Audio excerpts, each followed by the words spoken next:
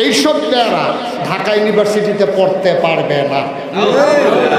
আপনাকে এটা মানেন এটা? পর্দা করেন না ভাইয়া, ঢাকা ইউনিভার্সিটি পড়তে পারতো না? ঢাকা ইউনিভার্সিটি তার বাহের? ঢাকা ইউনিভার্সিটি আমরা ট্যাক্সের টাকা দিয়া, আমরা জমির খাজনা দিয়া এই ঢাকা ইউনিভার্সিটির প্রফেসর কর্মচারী কর্মকর্তাদের বেতন হয়। আর আমার ভাইয়া পর্দা করতে করে দিকা ঢাকা ইউনিভার্সিটি পড়তে পারতো না। রঙের বড় দৌড়া, এই দেশটা তোমরা দিয়ে রাখছি আমরা, এই দেশটা মুসলমানের দেশ, ঠিক কিনা?